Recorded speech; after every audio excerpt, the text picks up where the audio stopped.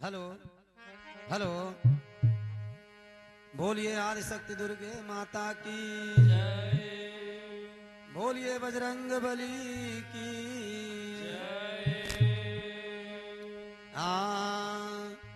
तो कजरा दिए तो धुनी उठे, सुरमा दियो न जाए।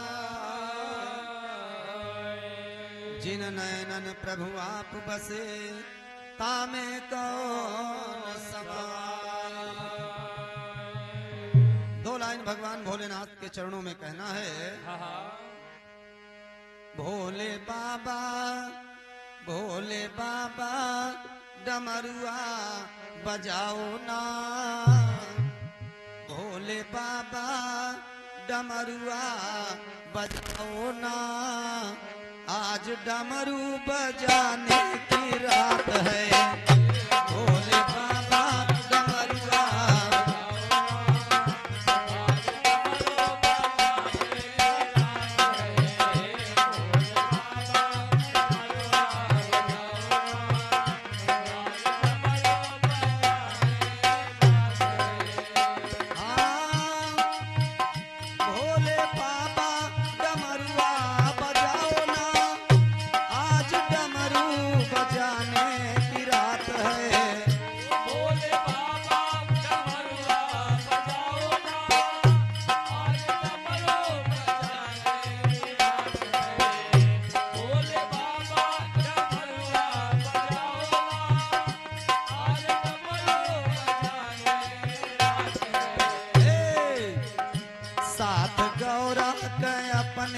तुम लाओ ना।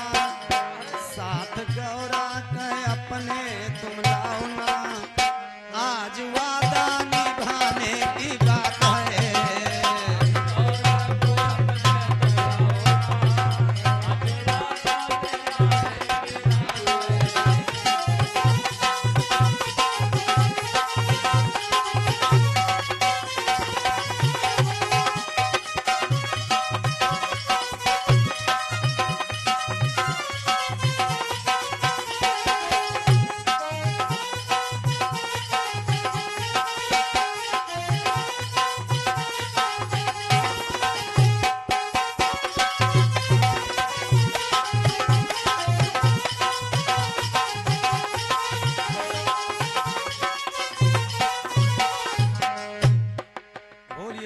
भगवान की जय हो। बोलिए आदि शक्ति दुर्गे माता की जय।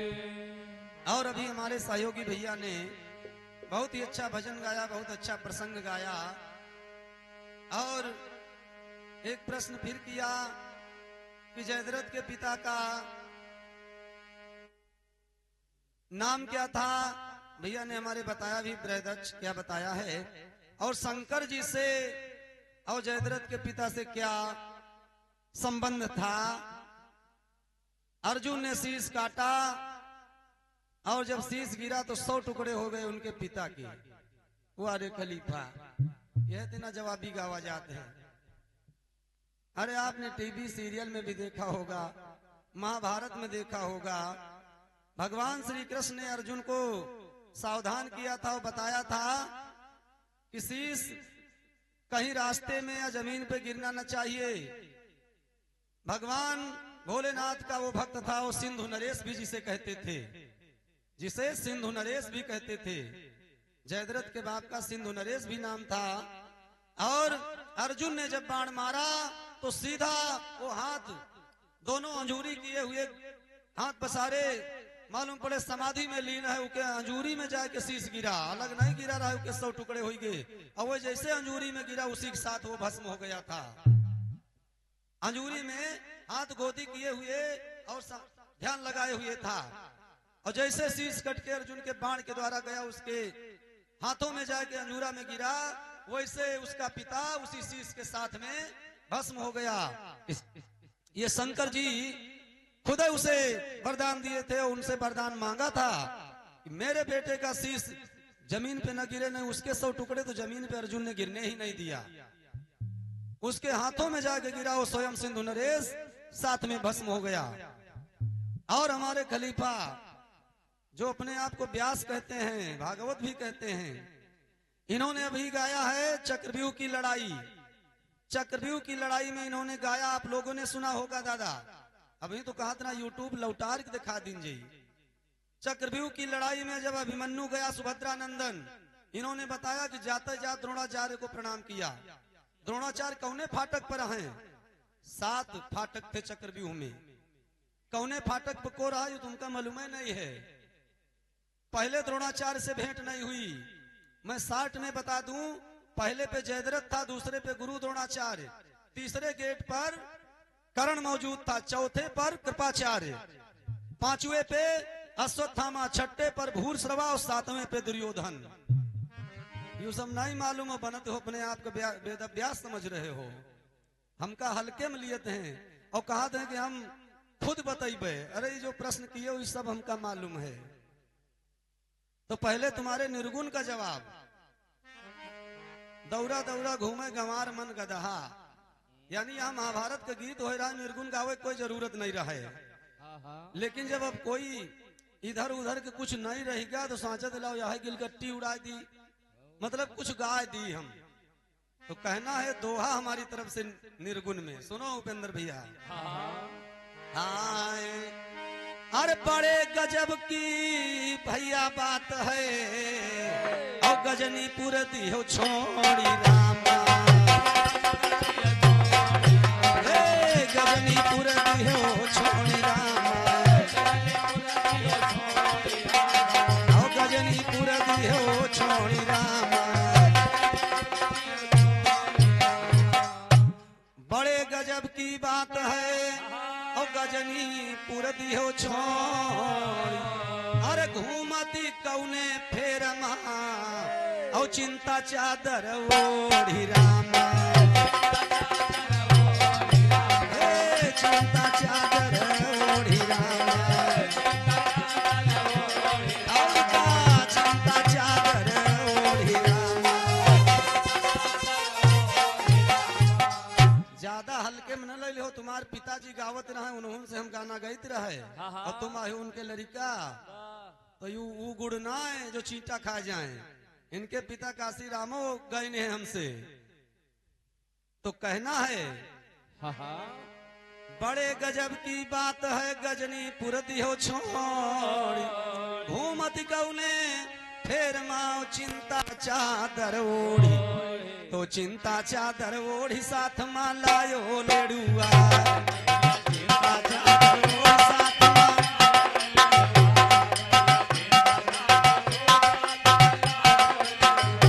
भैया चिंता चादर ओढ़ी साथ मां लायो लेडुआ। हे भैया के हो नहीं सत्संग लगती हो पक्के भड़ी,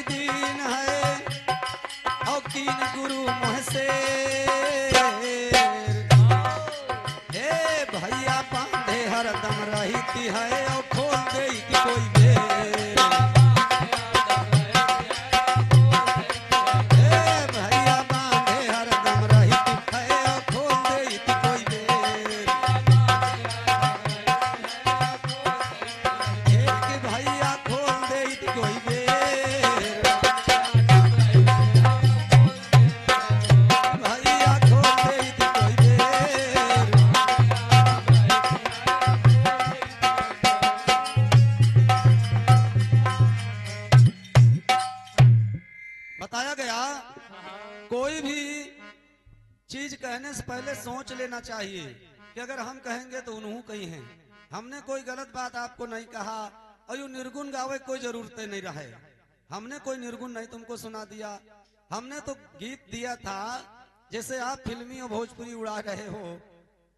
आता है वक्त सब पर भीषण, कभी कभी अपने उछाल देते हैं कीचड़, कभी कभी शेरों को घेर लेते हैं गीदड़, कभी कभी और ज्ञानी को ज्ञान देते हैं लीचड़, कभी कभी। ओह, पूरी बात भी हमने बताई थी कि कौन ज्ञानी और कौन अज्ञानी, ज्ञानी को लीचड़ किसने ज्ञान दिया, ये सब हमने बताया था। ये हमने तुमको नहीं कहा था। अब लेकिन तुम अपने ऊपर जबरदस्ती रख लो। हमने कहानी भी बता दिया था कि किसने ज्ञानी को लीचड़ ने ज्ञान दिया और शेरों को यानी पांडवों को, धर्मराज युधिष्ठिर को दुर्योधन और घेरे चीरहरण करत रहे दादा। इसलिए हमने कहा कि कृष्ण भगवान ने कहा कि जब समय खराब होता है द्रौपदी, तो शेरों को घेर लेते हैं गीदड़, कभी कभी। और अभी हमारे भैया ने महाभारत का गीत गाया कि अर्जुन ने प्रतिज्ञा किया कि काल अगर जयद्रथ के न मार डालब, काल कहूं नहीं लिखा है। जब अर्जुन जान पाए, असगुन दिखाई पड़े, तो तुरंत श्री कृष्ण जी से कहा, रथ हमारा हस्तिनापुर की तरफ ले चलो, हमका असगुन दिखाई पड़ रहा है, हमरे कुछ शंका बनी है। और भगवान श्री कृष्णो जान गए और वो जानत रहा, इसीलिए अलग कहना कि अभिमन्यु की जब बद हो जाए लड़ाई तब और जोर पकड़ेगी। और इसीलिए भगवान श्री कृष्ण अलग किए थे। और जब भगवान श्री कृष्ण जान गए कि वीर गति को प्राप्त हो गया अभिमन्यु, बस लौटा लाए रथ। और जब लौटा लाए और जान पाए अर्जुन कि मेरे बेटे को दुर्योधन ने धोखे में मारा है, तो उन्होंने प्रतिज्ञा किया कि आज ही मार डाल अब जयद्रथ का। अभी भैया बता रहे काल ही मारे जी के जतन अतनी गुस्सा हो तू काल ही का मौका दी। ये मतलब अतना भाषण दिए लागत हैं और अतना ताल ठाकत वो हमसे भूल जाते हैं। तो ज्यादा तयस मना आवे चाहिए, आराम से गाओ, कम खाओ, अच्छा खाओ वाली बात करो। और ज्यादा बोले के चक्कर में गड़बड़ा देते हैं, मालूम है इनको। लेकिन अर्जुन ने प्रतिज्ञा किया कि मैं आज ही सूर्यास्त के पहले अगर जयद्रथ को नहीं मारूंगा तो मैं चिता लगा के मर जाऊंगा। तब तो जयद्रथ जब घबराया तो और ये एक चीज नहीं बताई नहीं। द्रोणाचार्य ने चक्रव्यूह करके अभिमन्यु को मारा और जब जयद्रथ घबराया तो द्रोणाचार्य कहा लगा हम कमल व्यूह की रचना करब। कमल व्यूह की रचना जिसमें 8 अछौड़ी 23 अछौड़ी यानी इतनी सेनाएं 8 अछौड़ी सेना लगाए के कि उसके अंदर कोई न पहुंचे। हमारे भैया बताएं गे और कोई उसके अंदर नहीं। कमल व्यूह की रचना गुरु द्रोणाचार्य खड़े हैं फाटक पर धनुष बाण लिए हुए कि कमल व्यूह के अंदर मैं तुमको छिपा के रखूंगा एक दिन में। और आज सूर्यास्त के पहले अर्जुन तुमको जयद्रथ नहीं ढूंढ पाएंगे। कहानी सब तुमने छोड़ दिया। जब अभिमन्यु मरा तो उत्तरा को जब खबर मिली तो उत्तरा रो रही थी। अब तुमको हम यहीं से सुनावे कि का तुम गायो हो का छोड़े हो और वही कहा तरह माया नहीं पाओ तो। अब जब तुम ज्योतिन नहीं पा रहे हो तो हम माया ही क्या बताओ हैं? जो आते मालूम ही नहीं है, गिलकट्टी उड़ा रहे हैं केवल।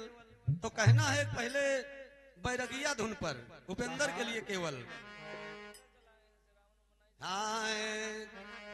अरे हमसे चली है ना ये को, अरे नादानी रजऊ आज देखब हम तो तोहरी पहिलवानी रजऊ। आज देखब हम तो तोहरी पहिलवानी रजऊ।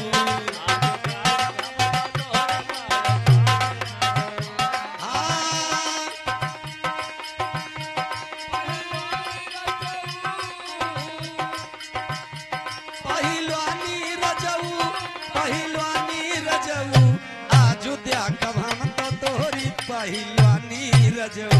आज देखब हम तो तोहरी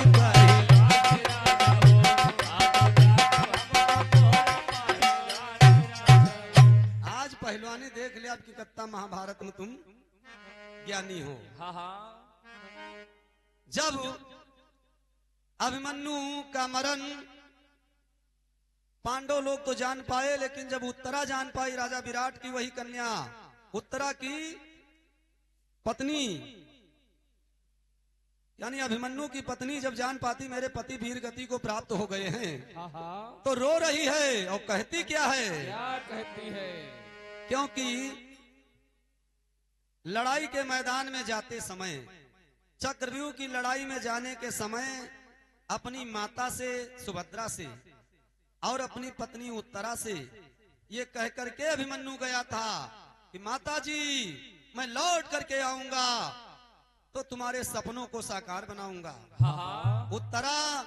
उत्तरा भी रो रही थी कि न जाओ स्वामी, लेकिन दादाजी के सपनों को साकार करने जा रहा हूँ, मुझे जाने दो, लौट करके मैं तुम्हारे साथ मौज मस्ती करूंगा। हाँ हाँ। तो अभिमन्यु मरते समय खून से लथपथ छटपटा रहा है और कह क्या रहा है? क्या कह रहा है? आए अरे अभिमन्यु रोवे छोड़ भोकार और केहू से भवा ना दीदार, मोरी मैं का मैरिया कहवा गई, मोरी मैं का मैरिया कहवा गई।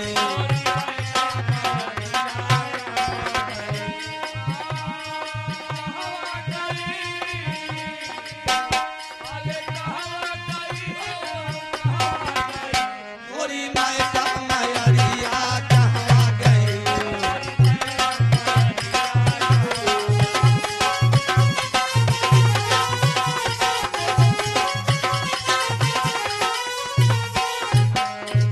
और अभिमन्यु याद करता है, यानी मरने के समय सब यादें आ रही हैं और याद कर करके कहता है अरे रोज दूधवा पियायू, सुभद्रा की याद करता है, रोज दूधवा पियायू, अरे आज ही आना देखायू, मोरी दूधवा गठरिया कहवा गई।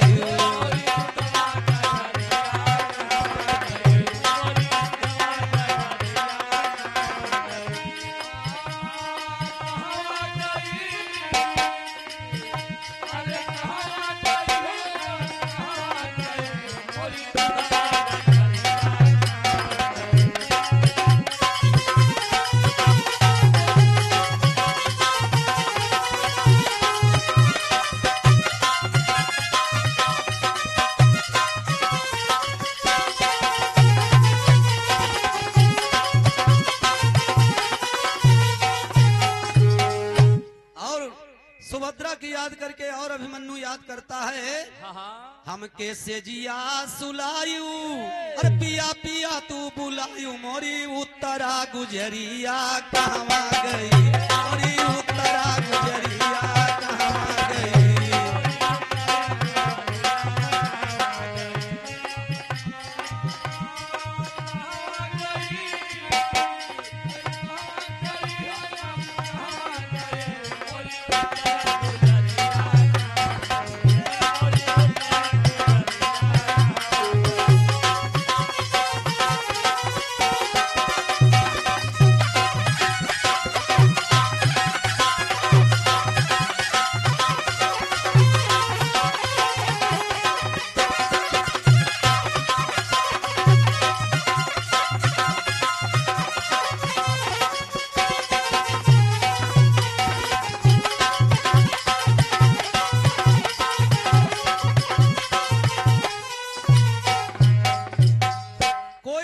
पहुंचा था उस समय जब अभिमन्यु एकदम घायल और छटपटा रहा है।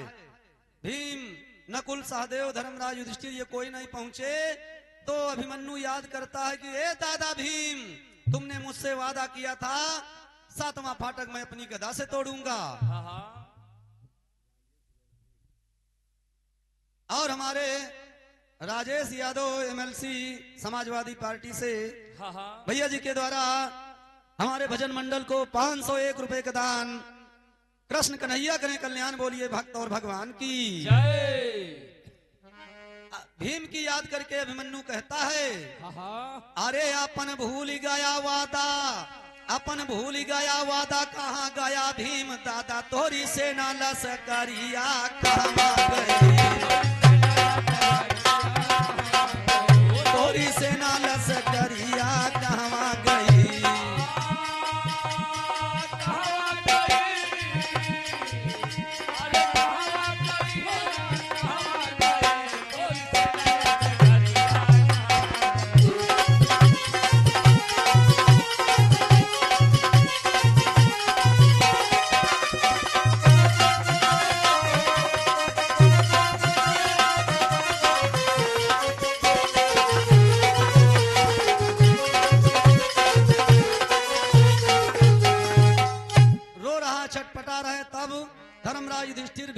सहदेव पहुंचे और पश्चाताप करने लगे कि बेटा हम लोगों के होते हुए तुम वीर गति को प्राप्त हुए हो, और अगर अर्जुन भाई इस बात को जान पाए तुम्हारी मृत्यु का बदला जरूर चुकाएंगे। हाँ हाँ। ये कह करके अंतिम संस्कार किया गया। उत्तरा रो रही है। इसी जगह से प्रसंग की शुरुआत है जो इन्होंने छोड़ा है। थोड़ा सा छोड़ा, उसके बाद फिर आगे हम इन्हीं के प्रसंग के कि जयद्रथ का जब वध हो गया तब फिर क्या हुआ। हाँ हाँ। क्योंकि जो छोड़ दी नहीं, मतलब जोतबे नहीं कहे तो का मयावा कैसे जाए, इसलिए बताना है। आए अरे उत्तरा, अरे उत्तरा काहे बिसरी नहीं जाए सूरतिया हमरे साजन की।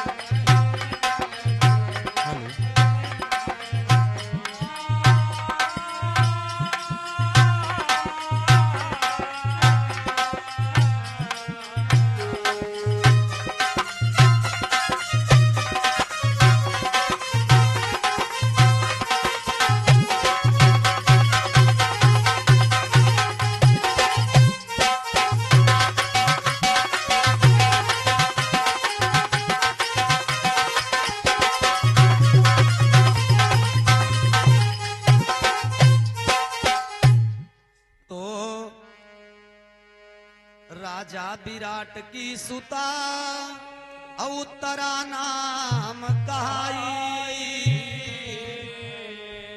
अरे अभिमन्यु कै नारी और सुभद्रा की बहू कहा, तो बिलखय कहे सासु से अपनी नैनन नीर बहाए।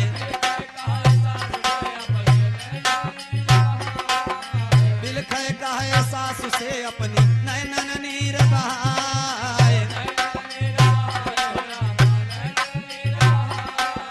प्राण आधार छोड़ गए हमका करी हम कहूँ पाए सुरतिया हमारे साजन की।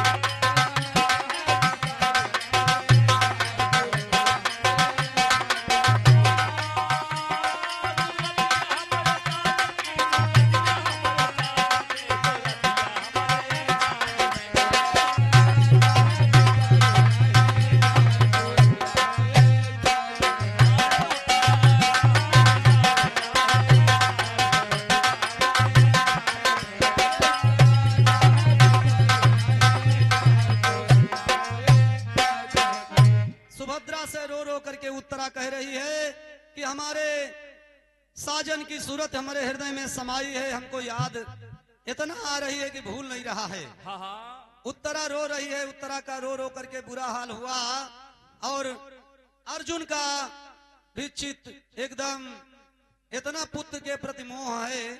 तो बताया गया है दादा कि पुत्र मोह और पुत्र शोक से बड़ा कोई शोक नहीं होता है। हाँ हाँ। अभिमन्यु का मरण सुना अर्जुन भगवान श्री कृष्ण से कहते हैं कि मैं बिना पुत्र के नहीं जीऊंगा, मैं मर जाऊंगा। हाँ हाँ। तो भगवान श्री कृष्ण समझाते हैं, अर्जुन को लेकर के कहा जाते हैं दिखाने के लिए कि तुम बहुत अपन बता रहे हो, लड़का लड़का कह रहे हो कि हमारा बेटा मार दिया गया, तुम कहां से लेके आ रहे हो अपने बेटा का। अर्जुन का मोह भंग करने के लिए श्री कृष्ण जी अर्जुन को लेके जाते हैं। भूपेंद्र भाई यू सब खाए गए बीच में, कहां लेके जाते हैं। हाय तो श्री कृष्ण जी अर्जुन साथे और स्वर्ग लोक का जाए और दैत्यन संग लड़े अभिमन्यु। दैत्यन संग लड़े अभिमन्यु।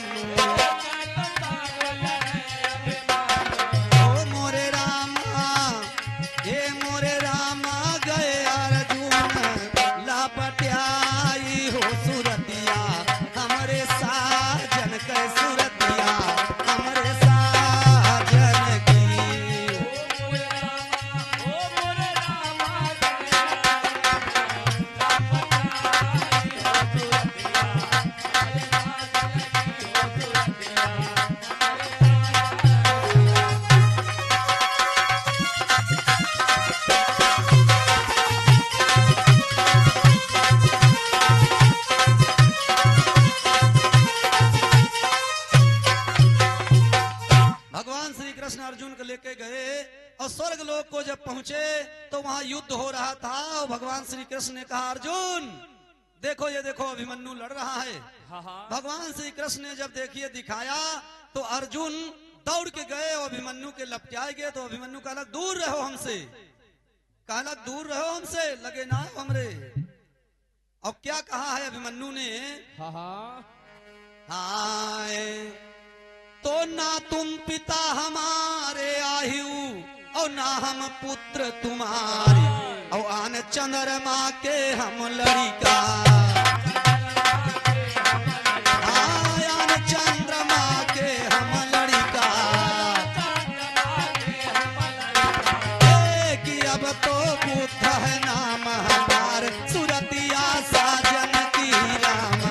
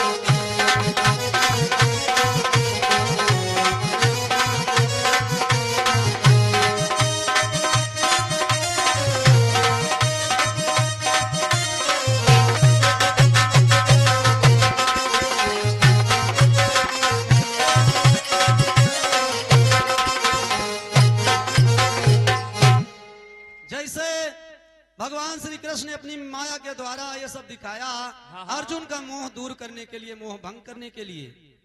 और जैसे अभिमन्यु ने स्वयं कह दिया कि दूर रहो हमसे, मैं तुम्हारा बेटा नहीं हूं, मैं चंद्रमा का बेटा हूं, मेरा बुद्ध नाम है। तुरंत अर्जुन वहां से वापस लौट पड़े भगवान श्री कृष्ण के साथ। हाँ हाँ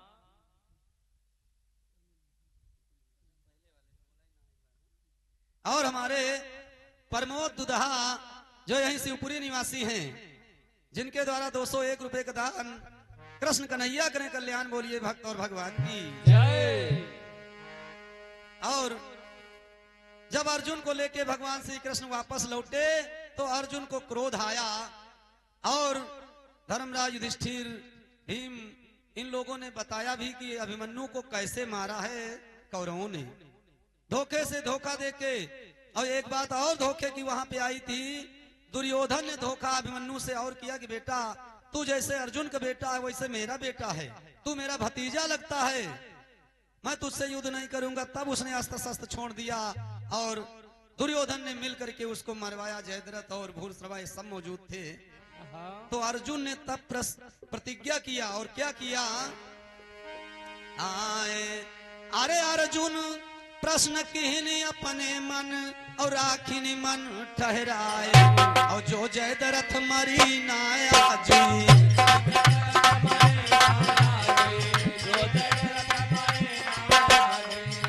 कि अब तो जलब अग्नि मां जाए सुरतिया साजन की रामा।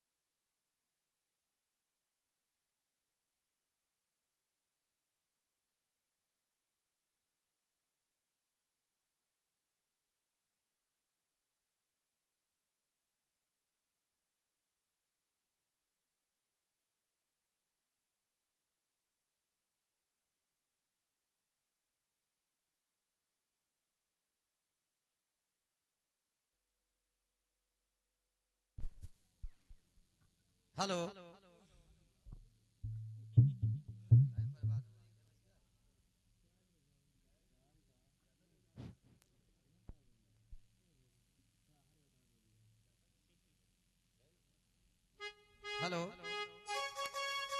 जैसे ज्यादा ना बजाओ, नहीं समय ज्यादा है मुझे, बजाओ है ना दादा, गाओ ज्यादा बजाओ कम। और जैसे अर्जुन ने प्रश्न किया कि अगर जयद्रथ को मैं आज सूर्यास्त पहले नहीं मार पाऊंगा, चिता लगा के मर जाऊंगा, तो जयद्रथ जान सबको अपन प्यारी होती है। और अर्जुन ने प्रतिज्ञा किया है, अर्जुन को तो एक से एक धनुषधारी डराते रहे हैं। अर्जुन की प्रतिज्ञा सुनकर जयद्रथ जब घबराया तो द्रोणाचार्य जी कहला कि बेटा, कहने लगे जयद्रथ तुम चिंता ना करो, अरे एक दिन का समय है, चाहे जितना अर्जुन तुमका ढूंढे न पाई है। हाँ हाँ। क्या कहते हैं गुरु द्रोणाचार्य? आए तो इतना सुन जयद्रथ गवा बहुत घबराई।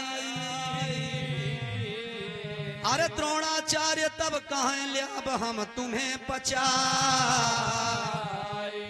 तो एक रोज का समय सिर्फ है कोटिन करब उपाय।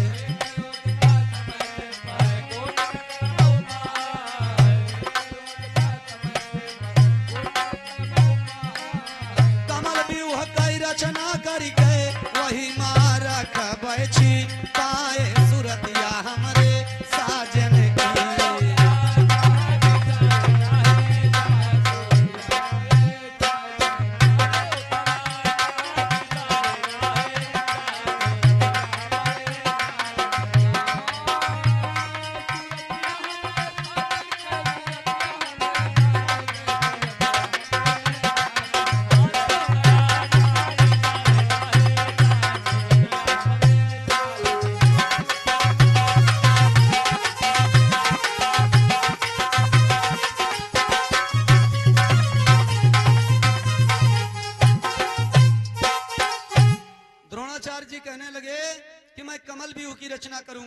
और कमल व्यूह की रचना में 8 छौड़ी सेना लगा दूंगा, जिसमें कोई नहीं जा पाएगा, और प्रथम द्वार पे तो मैं मौजूद रहूंगा। कमल व्यूह की रचना गुरु द्रोणाचार्य बनाए, और जब अर्जुन को जयद्रथ नहीं दिखाई पड़ा युद्ध में ढूंढते ढूंढते, गुरु द्रोणाचार्य जो फाटक पर खड़े हैं वही अर्जुन आए, भगवान श्री कृष्ण सारथी हैं। लड़ते लड़ते गुरु द्रोणाचार्य को परास्त नहीं कर पाए अर्जुन, तो भगवान श्री कृष्ण कहते हैं कि हे अर्जुन, ये समय न बर्बाद करो। तो कहने लगे तो क्या किया जाए? तो कहते हैं श्री कृष्ण भगवान आए, श्री कृष्ण तब कहें अर्जुन सुनो ध्यान लगाई। अरे कमल व्यूह का टूरी घुसो तुम अलग से जा, काला की यूहे गेट पर समय न बर्बाद करो, नहीं सूर्यास्त हो जाई इन्हन से लड़ाई में। इसलिए अर्जुन दूसरे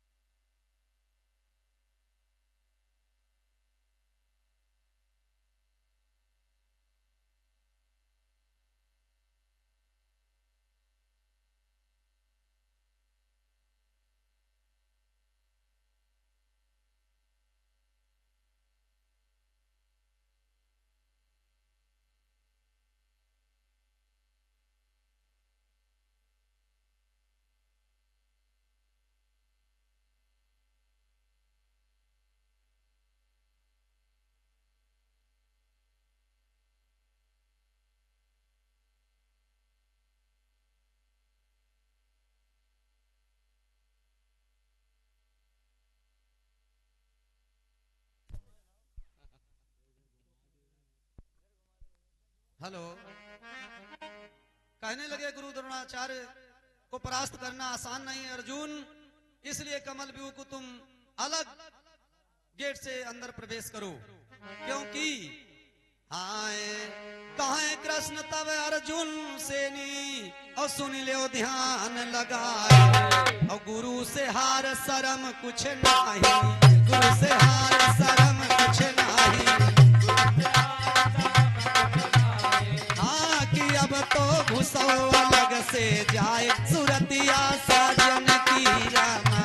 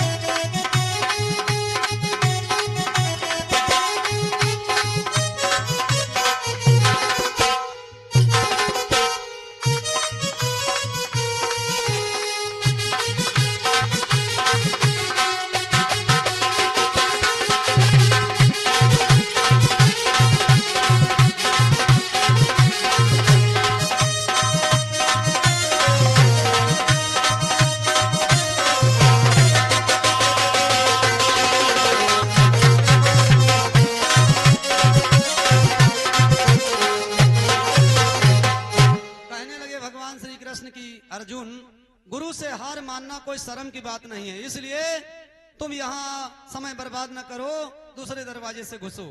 दूसरे दरवाजे से जब अर्जुन प्रवेश किए तब तक के समय काफी बीत रहा है।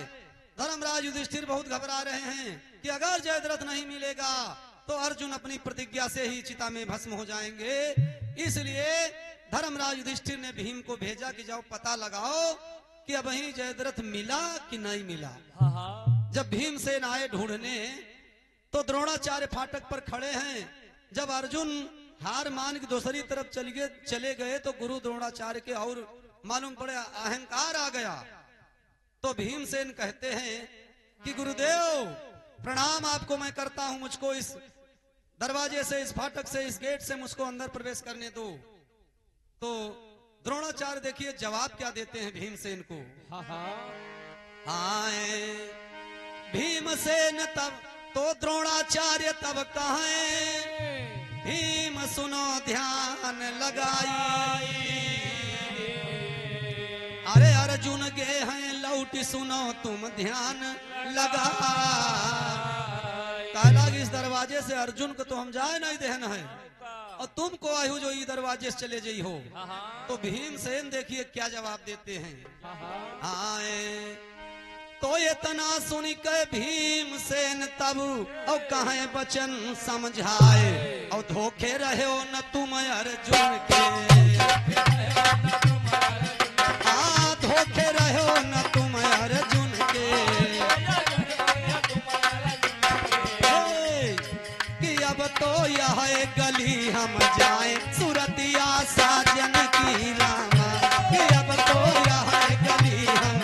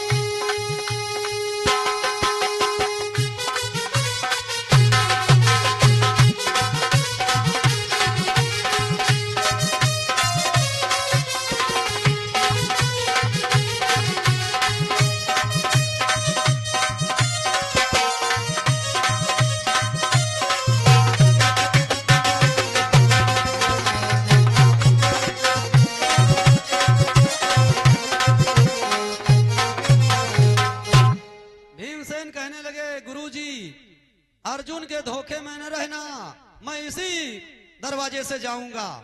और जब ये कहा तो गुरु द्रोणाचार्य जी संभल के खड़े हुए तो भीमसेन करते क्या हैं? हाँ, द्रोण सहित रथ भीम और तुरंत फिर लीन उठाई। अरे कसी कह दीना फेंकी गिरा दुई कोस पे जा। कहीं बताया गया 2 कोस, कहीं 4 कोस पे। ये राम महाभारत बताती है कि 2 कोस योजन दूरी पे गिरा। और कहाँ गिरा? आए तो गिरा हवाई रथ टूटी गवायो चूर चूर हो जाए। और हालत बिगड़ी के गुरु द्रोण के, हालत बिगड़ी के गुरु द्रोण के।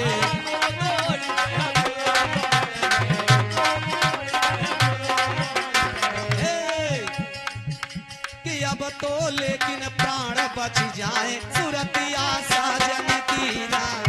कि अब तो केवल प्राण बच जाए।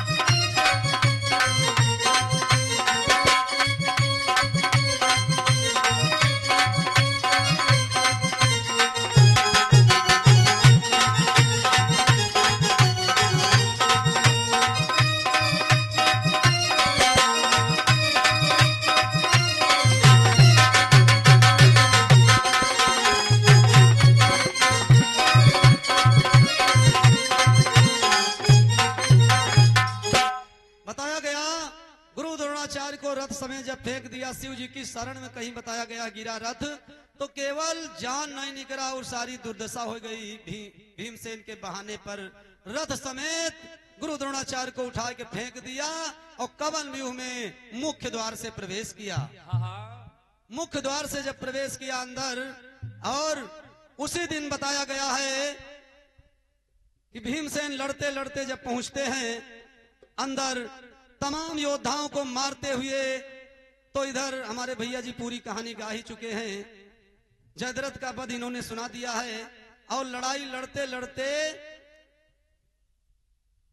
भीमसेन ने एक अश्वत्थामा नाम का हाथी था, उसको उसी दिन जाकर के जब मारा तो अश्वत्थामा को मार दिया। और ये खबर गुरु द्रोणाचार्य को जब पता चली, गुरु द्रोणाचार्य को जब पता चली कि अश्वत्थामा मारा गया, तो ये जानने के लिए सही है या गलत है तो धर्मराज युधिष्ठिर से पूछते हैं कि ये झूठ नहीं बोलते, लाओ इनसे पूछा जाए। और उनसे जब पूछा तो भगवान श्री कृष्ण की माया थी कि हाथी शब्द नहीं सुन पाए, अश्वत्थामा मारा गया। तो पुत्र के शोक में गुरु द्रोणाचार्य मालूम पड़े बेहोश हो गए। और जब बेहोश हुए तो राजा द्रुपद का बेटा धृष्टद्युम्न जिसे कहते हैं, उसने गुरु द्रोणाचार्य का शीश काट लिया। तो समय दादा देखो हो सके समाप्त हो रहा हो, एक कटपिस का भी नमूना देना है हमारे उपेंद्र भैया को कि गुरु द्रोणाचार्य, क्योंकि भगवान श्री कृष्ण से धर्मराज युधिष्ठिर ने पूछा था कि गुरु द्रोणाचार्य कैसे मरी हैं, तो भगवान श्री कृष्ण सब बता दिए थे, कहीं वही पुत्र शोक में मरी हैं, उसके अलावा उनका कोई मार न पाई। गुरु द्रोण जो है पुत्र शोक में मर सकते हैं। और वही अश्वत्थामा को जब सुना कि मारा गया तो पुत्र के शोक में वो बेहोश थे, मालूम पड़े एकदम निराश उदास, उनके होशे नहीं रहा। धृष्टद्युम्न ने शीश काट के मार डाला। ये प्रसंग रहा। आगे कटपिस का नमूना है। अरे मारा बेईमानऊ, अरे मारा बेईमानऊ, उड़त चिड़ैया काहे मारा बेईमानऊ, उड़त चिड़ैया काहे मारा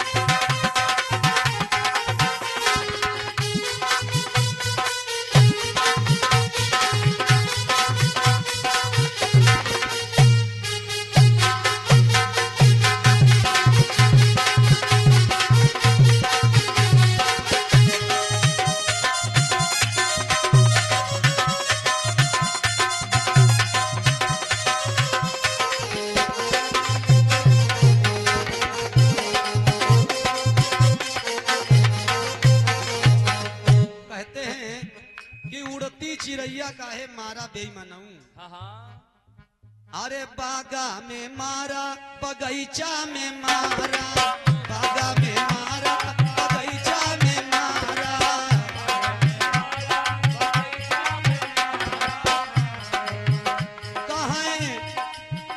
कहाँ नेमुला के बीच, कहाँ नेमुला के बीच काहे मारा बेईमानऊ। उड़त चिड़ैया काहे मारा बेईमानऊ, उड़त चिड़ैया काहे मारा बेईमानऊ।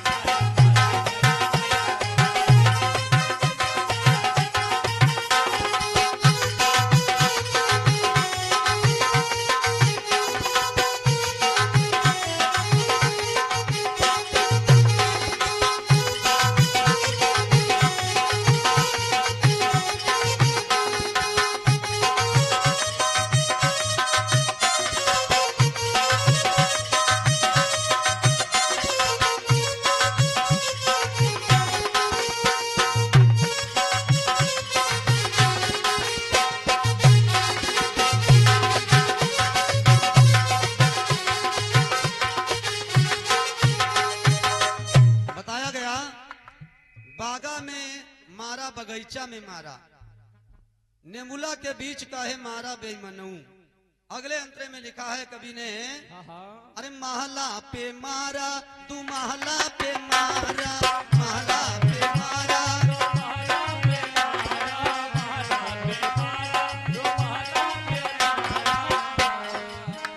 काहे खिड़की के बीच, खिड़की के बीच काहे मारा बेईमानऊ। उड़त चिड़ैया काहे मारा बेईमानऊ, उड़ती चिड़ैया काहे मारा बेईमानऊ।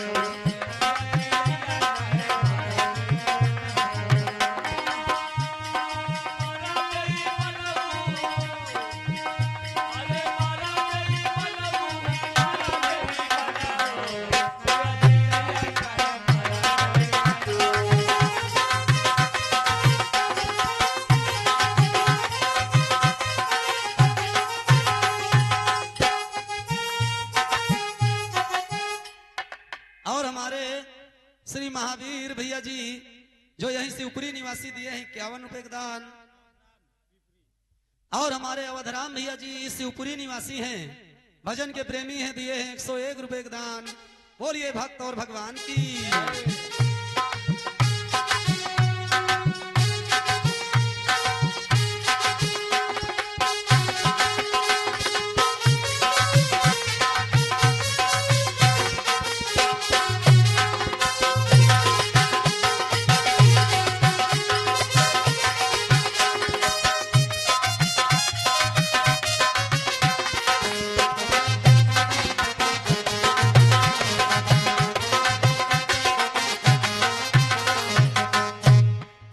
और इसी जगह से वाणी का विराम एक लाइन में कहना है हमारे उपेंद्र भैया के लिए हाँ हाँ कि आज शाम से हमारा इनका सत्संग हो रहा है, तो एक और इनके लिए खास करके कटपिस है और तर्ज वही है। अरे रंग लाती है हिना, अरे रंग लाती है हिना, पत्थर पे घिस जाने के बाद रंग लाती है हिना।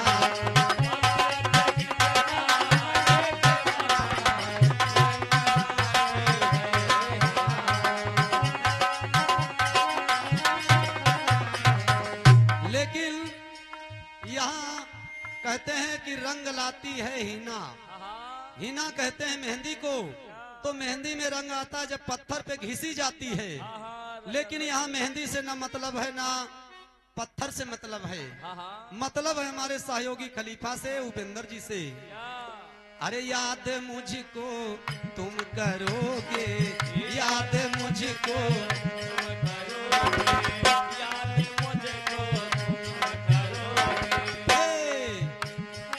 कब याद करोगे, यहाँ तो न याद करी हैं, क्योंकि यहाँ तो हमारी इनकी दुश्मनी है। लेकिन जब अच्छा लगी तो याद कहाँ करी हैं।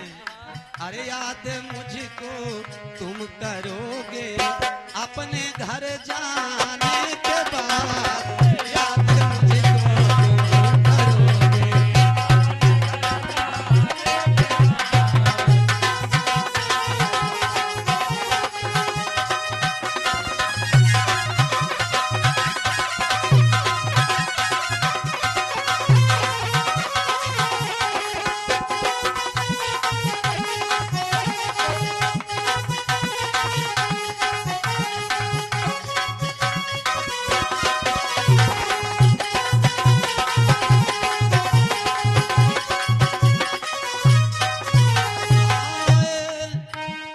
अरे याद मुझको तुम करोगे अपने घर जाने के बाद, याद मुझको तुम करोगे अपने घर जाने के बाद, याद मुझको तुम करोगे अपने घर जाने के बाद।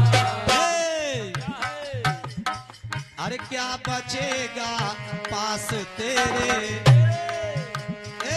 क्या बचेगा पास तेरे, झुलनी उतर जाने के बाद, क्या बचेगा पास तेरे।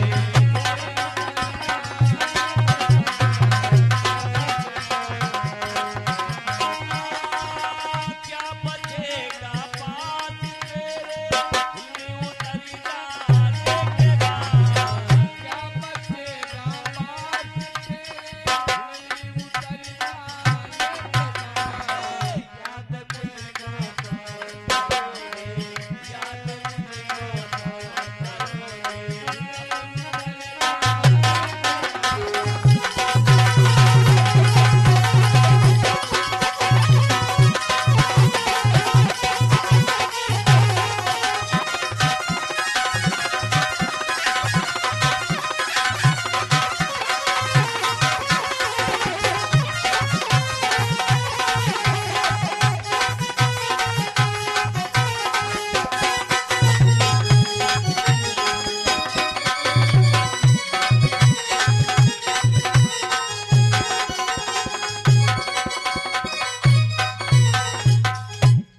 बोलिए सच्चिदानंद भगवान की, बोलिए सकल समाज की, बोलिए सहयोगी मंडल की।